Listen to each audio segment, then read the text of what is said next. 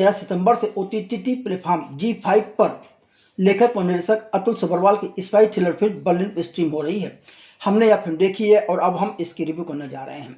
औरंगजेब तथा class of 83 फिल्मों के बाद अब अतुल सबरवाल की बतौर लेखक और निर्देशक बर्लिन तीसरी फिल्म है, जो कि 1993 में ठंड के मौसम यानी कि नवंबर माह की कहानी है, जब रूसी राष्ट्रपति बोरिस येल्त्सिन भारत आने वाले थे। अब आप सोच रहे होंगे कहानी भारत की है और फिल्म का नाम बर्लिन है, तो यह लेखक और निर्देशक की अपनी दिमागी उपज है। निर्देशक अतुल सबरवाल ने अपनी फिल्म के नाम को सही ठहराने के लिए दिल्ली में बर्लिन कॉफी शॉप होने की कल्पना कर एक ऐसी जगह बता दी है जहां हर देश के राजनयिकों से जुड़े लोग, जासूस वगैरह आते रहते हैं, एक दूसरे से जानकारियां भी साझा करते हैं, लेन देन भी करते हैं और उनका एक व्यापार चलता रहता है।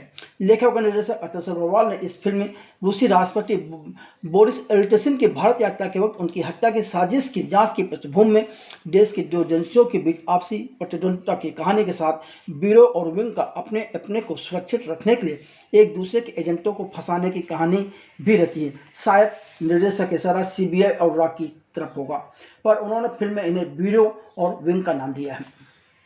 कहानी, जहाँ तक फिल्म की कहानी का सवाल है, तो 2 घंटे 4 मिनट की अवधि वाली इस फिल्म की कहानी शुरू होती है एक मूक व बधिर स्कूल से, जहाँ पर सांकेतिक भाषा यानी साइन लैंग्वेज में पुष्किन वर्मा, जिस किरदार को अपर सती खुराना निभा रहे हैं, बच्चों के शिक्षक की हैसियत से पढ़ाते हैं। स्कूल का प्रिंसिपल उन्हें पत्र थमाते हुए कहता है कि छुट्टी चाहिए थी, लो यह पत्र और इसमें नंबर दिया, उस नंबर पर बात कर लेना। फिर पुष्किन वहाँ से पहुँचता है एक आलीशान सरकारी दफ्तर, जो कि ब्यूरो का ऑफिस है। वहाँ पर सुरक्षा ब्यूरो के अफसर जगदीश सोंधी, जो कि राहुल बोस हैं, से उनकी मुलाकात होती है।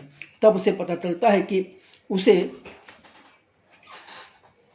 बर्लिन कैफे में काम कर चुके मूक बधिर वेटर अशोक, इस किरदार में अशोक सिंह हैं, से बात करनी है, जिसे सोंधी ने एक हत्या की साजिश के सिलसिले में गिरफ्तार किया है।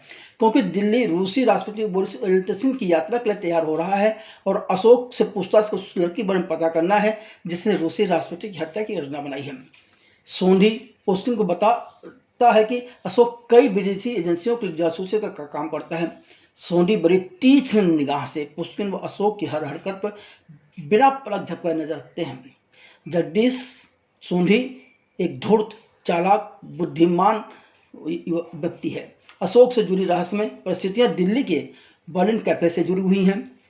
बहरा और बोलने में असमर्थ अशोक खुद को साबित करने की कोशिश कर रहा है कि वह प्रशिक्षित जासूसों की तरह बुद्धिमान और तेज हो सकता है, जबकि पुष्किन का मकसद अशोक की सच्चाई जानना और उसकी मदद करना है।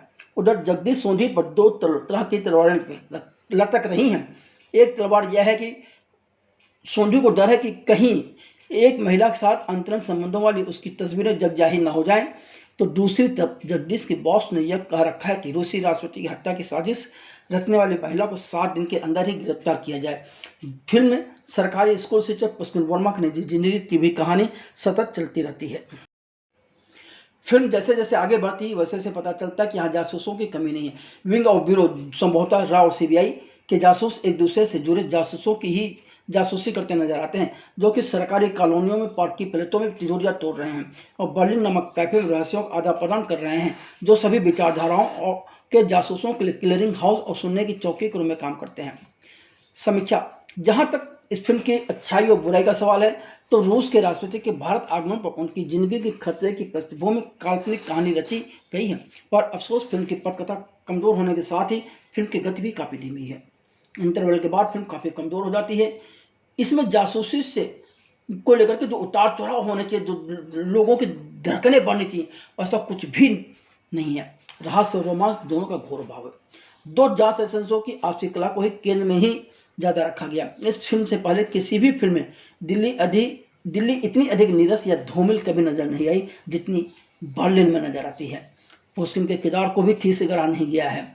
जो शिक्षक छुट्टी चाहता हो, उसे किस तरह एक आरोपी से सांकेतिक भाषा में पूछताछ के लिए चुना गया, इस पर फिल्म मौन रहती है।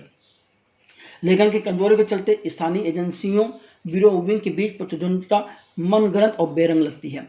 यह एक स्पाई थ्रिलर फिल्म है, मगर मैंने पहले ही कहा इसमें रहस्य और रोमांच दोनों गायब है। फिल्म में बधिर और बोलने में असमर्थ व्यक्तियों द्वारा अनुभव किए गए दर्द व अकेलेपन का चित्रण जरूर है, पर वह भी ठीक से उभर नहीं पाया है। माना कि अतुल सबरवाल रूसी राष्ट्रपति के कत्ल की साजिश के बहाने देश की खुफिया एजेंसियों में फैले मकड़जाल और अंदरूनी राजनीति को अपनी काल्पनिक कहानी का आधार बनाया है।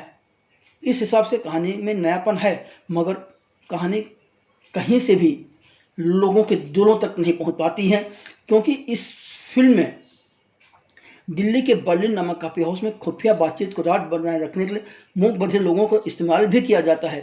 फिर भी कमजोर पटकथा ने निरस्ता के अलावा कुछ नहीं परोसा है। अभिनय। सांकेतिक भाषा से दिल्ली के सरकारी स्कूल में मूक व बधिर बच्चों को शिक्षित करने वाले पुष्किन वर्मा के किरदार में अपार सत्य खुराना इस बार कुछ संजीदा व गंभीर तो नजर आए हैं, पर जितनी उम्मीद चाहिए थी, जो कुछ इस किरदार को लेकर वो कर सकते थे, वह नहीं कर पाए हैं। जबकि पुष्किन वर्मा के किरदार में उनके पास खेलने के लिए बहुत कुछ था, पर शायद उनमें इतनी क्षमता नहीं है कि वो इस ढंग के किरदार को निभा सकें, या उन्होंने तैयारी नहीं की। मूक बधिर अशोक के किरदार में इशोक सिंह ने जानदार अभिनय किया है। वह अपने चेहरे के भावों से रहस्य को पैदा करने में भी सफल रहे हैं। इशोक सिंह अपनी आंखों से बहुत कुछ कह जाते हैं। जगदीश सोंडी के किरदार में राहुल बोस ने एक बार फिर साबित कर दिखाया कि वह एक बेहतरीन संजीदा कलाकार है। अनुप्रिया गोयनका ने इस फिल्म में एक छोटा सा किरदार क्यों निभाया, या तो वही जाने, पर उस छोटे से किरदार में भी वह अभिनय की छाप छोड़ने में सफल रही है। पूरी फिल्म में कबीर बेदी के 2-3 दृश्य ही हैं। यदि यह कहा जाए कि कबीर बेदी की प्रतिभा को जाया किया गया है तो गलत नहीं होगा। मात्र एक सीन के छोटे किरदार में भी जॉय सेन गुप्ता अपनी छाप छोड़ जाते हैं। कुल मिलाकर यह कहा जाए कि बर्लिन एक ऐसी फिल्म है जिसे यदि आप देखने से वंचित रह जाते हैं तो आप कुछ भी खोते नहीं हैं।